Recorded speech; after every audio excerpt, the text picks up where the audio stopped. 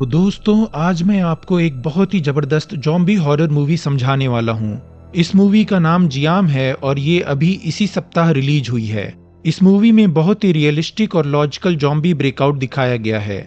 इसके अलावा इसमें जॉन विक या द रेड लेवल का एक्शन भी है। तो बिना टाइम वेस्ट किए सीधा चलते हैं मूवी की तरफ। तो मूवी की शुरुआत में हमें बताया जाता है कि किस तरह से ग्लोबल वार्मिंग की वजह से ग्लेशियर्स बहुत तेजी से पिघल रहे हैं और एंटार्क्टिका के कुछ माइक्रो ऑर्गेनिजम्स में डेडली ज़ॉम्बी वायरस पाया गया है। और अगर आपने इस चैनल पर मेरा 28 ईयर्स लेटर वाला वीडियो देख रखा है तो आपको तो पता ही होगा कि वाकई में वहां इस तरह का ज़ॉम्बी वायरस मौजूद है। तो अब ग्लेशियर के पिघलने की वजह से ये माइक्रो ऑर्गेनिजम्स भी समुद्रों में पहुंच गए हैं, जिन्हें खाकर ज्यादातर मछलियां इन्फेक्टेड हो गई हैं।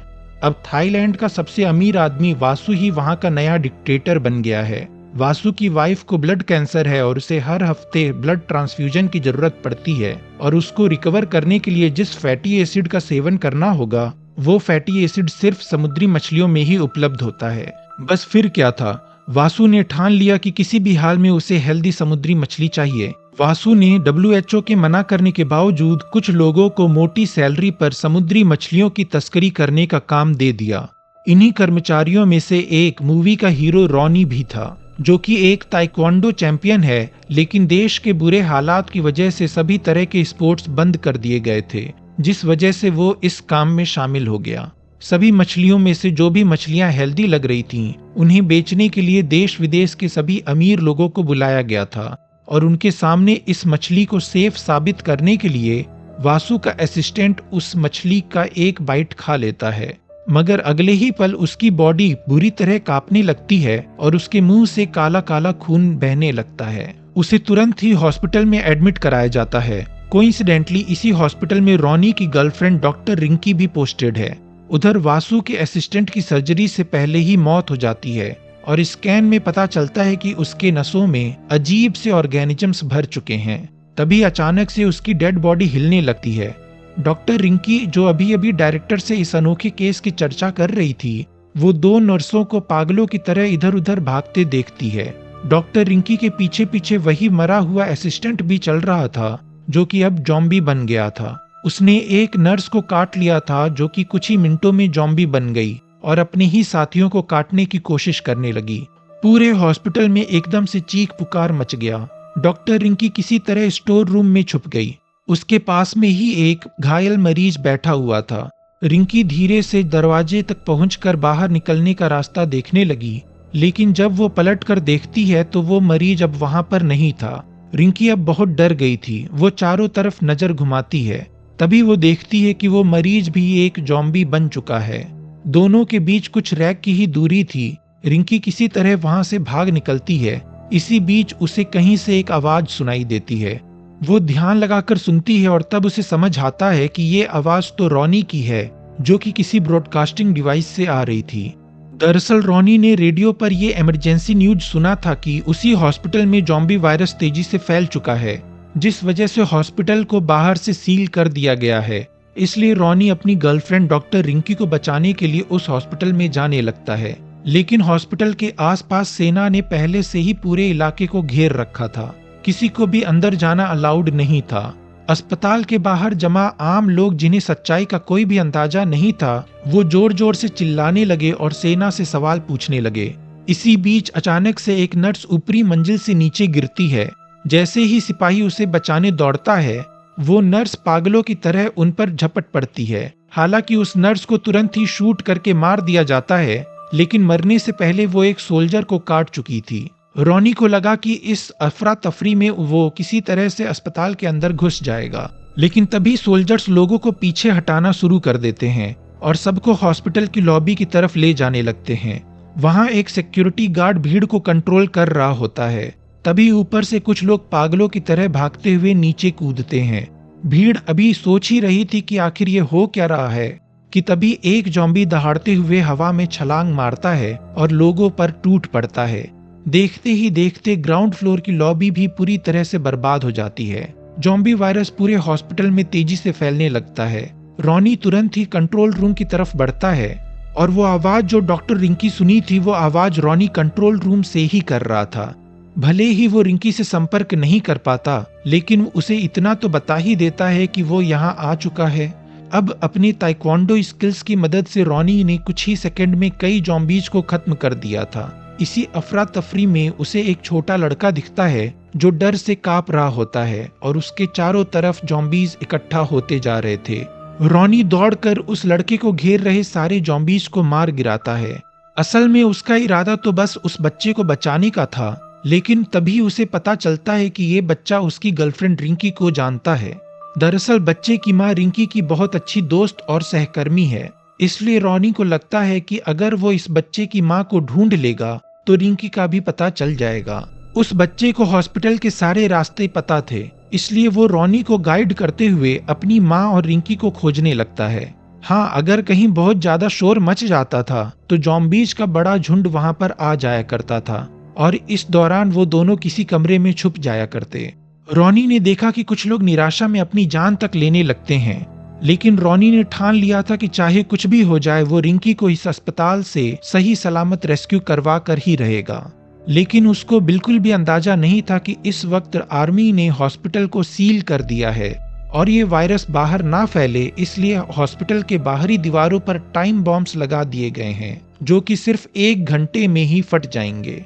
और अगर कोई भी हॉस्पिटल से बाहर निकलने की कोशिश करता है तो सेना उसे गोली मार देती है, भले ही वो इन्फेक्टेड हो या ना हो।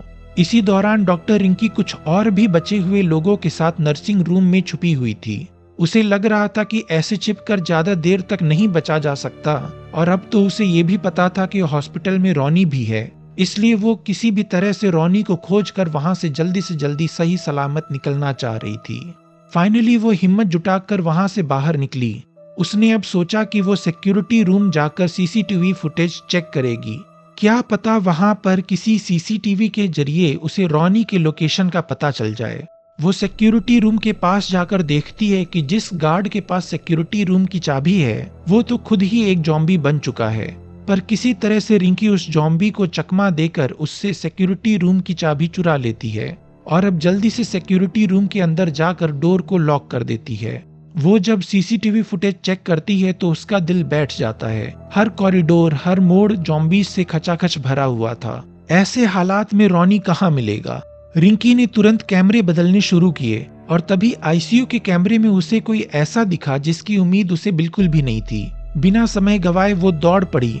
दरवाजा खोलने वाला कोई और नहीं बल्कि वही तानाशाह वासु था। ये वही कमरा था जहां पर वासु की बीमार पत्नी को रखा गया था, जो कि हमेशा कड़ी सुरक्षा में रहने वाला एक आइसोलेटेड रूम था। रिंकी समझ गई कि इस वक्त अस्पताल में अगर कोई भी सबसे सुरक्षित जगह है तो वो यही है। रिंकी ने वासु से पूछा, अब आगे क्या करना है? क्या हम हमेशा के लिए यहीं पे छुपे रहेंगे? वासु ने अपनी घड़ी की ओर देखा और बड़े कॉन्फिडेंस से कहा, हमें कुछ भी करने की जरूरत नहीं है। थोड़ी ही देर में आर्मी एक हेलीकॉप्टर से हमें बचाने आ जाएगी। और सच में वासु की बात सही साबित होती है। जैसे ही आर्मी को पता चलता है कि वासु भी उसी हॉस्पिटल में फंसा है, वो लोग तुरंत ही अपनी सबसे स्पेशल टास्क फोर्स को बुलाते हैं और आदेश देते हैं कि चाहे पूरी की पूरी टीम क्यों ना कुर्बान हो जाए, लेकिन वासु और उसकी पत्नी को जरूर बाहर निकालना है। थोड़ी ही देर में पूरी तरह से हथियारों से लैस एक स्पेशल यूनिट चुपचाप अस्पताल के अंदर घुस जाती है। उधर समय के साथ अस्पताल में जॉम्बीज की संख्या भी तेजी से बढ़ रही थी। रॉनी अब समझदारी दिखाते हुए जॉम्बीज से भरे हुए सीढ़ियों की बजाय हॉस्पिटल के मचान के जरिए उस लड़के के साथ ऊपर चढ़ता गया। वहां से दोनों न्यू बॉर्न वार्ड के लिए निकल पड़े और रास्ते में पड़ने वाले सभी जॉम्बीज को किसी तरह चुपचाप पार करते हुए उस न्यू बॉर्न वार्ड तक पहुंच भी गए, जहां पर उस बच्चे की मां मिल जाती है। मां बेटे की ये मुलाकात बहुत ही भावुक थी, मगर उस लड़के की मां के चेहरे पर एक हल्की उदासी भी थी। उसने रॉनी से रिक्वेस्ट करते हुए कहा कि प्लीज मेरे बेटे का ख्याल रखना, मैं शायद उसके साथ ज्यादा देर तक नहीं रह पाऊंगी। रॉनी तुरंत समझ गया कि वो क्या कहना चाह रही थी। उसे ये भी पता चला कि उसकी गर्लफ्रेंड रिंकी इस वक्त 5वीं मंजिल के इमरजेंसी वार्ड में है। अब रॉनी ने उस लड़के का हाथ पकड़ा और उसे वहां से ले जाने लगा, क्योंकि उसकी मां भी अब किसी भी वक्त जॉम्बी बनने वाली थी। छोटा लड़का अपनी मां को छोड़ने को तैयार नहीं था, लेकिन रॉनी ने उसे मजबूती से पकड़ लिया और उसे वहां से ले जाने लगा। अब पीछे मुड़कर उस लड़के ने देखा कि उसकी माँ पूरी तरह से जॉम्बी बन गई थी। ये देख वो बच्चा जोर जोर से रोने लगा, जिसकी आवाज सुन आसपास के सभी जॉम्बीज उधर आने लगे। रॉनी ने एक फटा हुआ कपड़ा उठाया और लड़के को कसकर अपनी पीठ से बांध लिया। फिर पूरे जोश के साथ जॉम्बीज की भीड़ को चीरते हुए आगे निकला और ताइक्वांडो स्किल्स दिखाते हुए उन सभी जॉम्बीज को बहुत मारा। इधर आईसीयू के कमरे में रिंकी को एक नई जिम्मेदारी सौंपी गई। दरअसल वासु ने रिंकी से कहा कि अगर वो उसकी पत्नी के ब्लड ट्रांसफ्यूजन के लिए और भी ब्लड लाकर देगी तो वो उसे और रॉनी को वहां से सुरक्षित अपने साथ हॉस्पिटल से जिंदा बाहर ले जाएगा। रिंकी ने धीरे से दरवाजा खोला और आईसीयू से बाहर निकल आई। लगभग हर कुछ मीटर पर उसका सामना जॉम्बीज से होता था, मगर धीरे धीरे उसने उनके चलने का पैटर्न समझ लिया था। हर बार किसी तरह वो एंड मौके पर उनसे बचकर आगे निकल जाती थी। कमरे के चारों तरफ जॉम्बीज जमा थे। वो अब पूरी तरह घिर चुकी थी। अब कोई रास्ता नहीं बचा था। तभी वहां पर रॉनी भी आ गया। उसने जोर से दहाड़ लगाई और जॉम्बीज की तरफ दौड़ पड़ा। यहाँ पर हम द रेड और जॉन विक टाइप का एक्शन सीक्वेंस देख पाते हैं।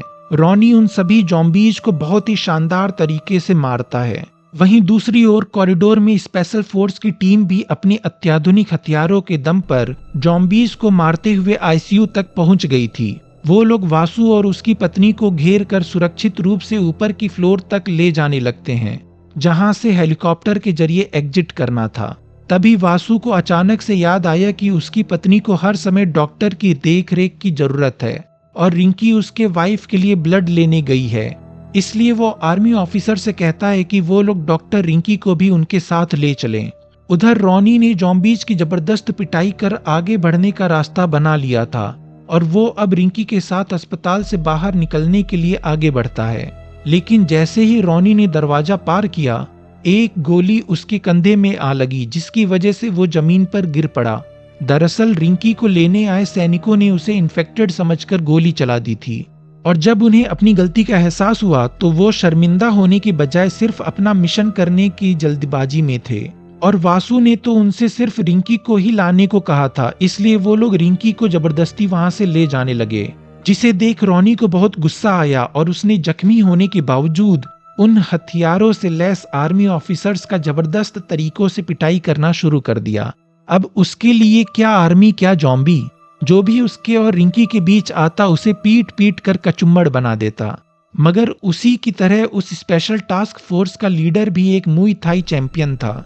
दोनों के बीच बहुत ही जबरदस्त फाइट होता है और आखिर में दोनों ही बुरी तरह घायल होकर बेहोश हो जाते हैं। रिंकी ने तुरंत ही रॉनी के जख्मों का इलाज किया और कुछ ही देर में उसे होश भी आ गया।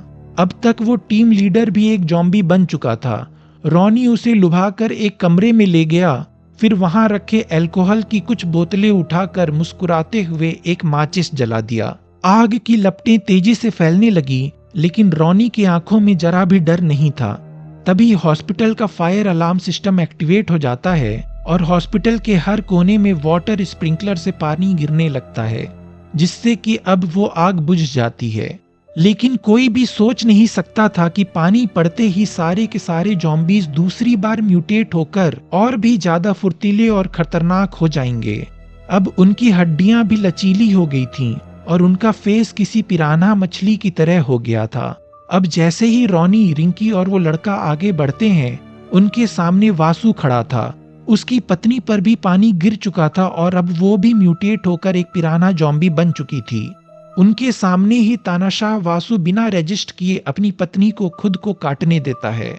इसी बीच बाकी जॉम्बीज भी म्यूटेट होकर तेज रफ्तार से उनकी ओर दौड़ पड़ते हैं। अब ये न्यूली इवॉल्व्ड जॉम्बीज की रफ्तार इतनी ज्यादा थी कि उनसे पीछा छुड़ाना लगभग नामुमकिन था। रॉनी ने तुरंत फैसला लिया कि वो खुद पीछे रहकर जॉम्बीज को रोकेगा और तब तक रिंकी उस बच्ची को लेकर ऊपर की ओर भागेगी। रॉनी पीछे से जॉम्बीज का ध्यान बटाता है और लड़ते लड़ते एक कार में फंस जाता है। उधर रिंकी जैसे तैसे छत पर पहुंचती है और वहां मिलिट्री का हेलीकॉप्टर पहले से मौजूद था। जब उन्हें पता चला कि वासु मारा जा चुका है तो उन्होंने रिंकी और उस बच्चे को हेलीकॉप्टर में बैठा लिया, जिस पर रिंकी ने कहा कि उसका एक साथी भी आने वाला है, उसके लिए रुक जाओ। तो वो लोग बोले कि अगर रॉनी 5 मिनट के अंदर आया तो ठीक, नहीं तो हेलीकॉप्टर यहाँ से उड़ जाएगा, क्योंकि 5 मिनट के बाद ये हॉस्पिटल ब्लास्ट होने वाला है। लेकिन रॉनी को तो टाइम बॉम्ब के बारे में कुछ पता ही नहीं था और वो इस समय हजारों खूंखार म्यूटेटेड जॉम्बीज से घिरे हुए एक कार में था और ये सीन बहुत ही ज्यादा भयानक था। उन जॉम्बीज के झुंड के बीच से अचानक एक आवाज आई। ये आवाज एक जॉम्बी बन चुके सैनिक के पास रखे ग्रेनेड के सेफ्टी पिन के गिरने की थी और फिर बूम, एक जबरदस्त धमाका हुआ। चारों तरफ सिर्फ मांस के चिथड़े उड़ रहे थे। रॉनी किसी तरह जिंदा बचकर कार से बाहर निकला, लेकिन इस धमाके की आवाज की वजह से सारे ही म्यूटेटेड जॉम्बीज वहां आने लगे। रॉनी ने अपनी सारी ताकत झोंक दी और किसी तरह छत तक पहुंच गया, मगर पीछा कर रहे जॉम्बीज की भीड़ बहुत बड़ी थी। अब उसे पीछे रुककर उन्हें रोकना ही था। हेलीकॉप्टर में बैठी रिंकी आंखों में आंसू लिए चीखती रही, मगर वो चाहकर भी कुछ भी नहीं कर सकती थी। जैसे ही हेलीकॉप्टर आसमान में दूर जाने लगा, रॉनी ने पीछे मुड़कर एक आखिरी बार देखा और एक संतोषजनक मुस्कान के साथ कहा, तुम सुरक्षित हो, बस अब और क्या ही चाहिए। कि तभी वो आर्मी द्वारा सेट किया गया टाइम बॉम्ब फट गया और एकदम से वो हॉस्पिटल आग के दरिया में बदल गया, जिसमें कि जलकर रॉनी और उन सभी अनगिनत जॉम्बीज का एक साथ अंत हो गया। तो इसी इमोशनल सीन के साथ ये मूवी यहीं पर खत्म हो जाती है। तो दोस्तों, ये थी जियाम मूवी की कहानी, जिसमें एक्शन, हॉरर, थ्रिलर और इमोशन सब कुछ था। इस मूवी का एक्शन सीक्वेंस तो बहुत ही ज्यादा अच्छा था और आप चाहें तो केवल इस मूवी को इसके एक्शन की वजह से भी देख सकते हैं। ये मूवी देखते वक्त आप बिल्कुल भी बोर फील नहीं करेंगे। और रही रेटिंग्स की बात, तो मैं इस मूवी को 3.5 स्टार्स आउट ऑफ 5 दूंगा। आपको ये मूवी कैसी लगी नीचे कमेंट करके जरूर बताइए, और अगर वीडियो पसंद आई हो तो वीडियो को लाइक और चैनल को सब्सक्राइब कर लीजिए, क्योंकि हम अपने चैनल पर इस तरह के वीडियोस लाते रहते हैं। Bye bye.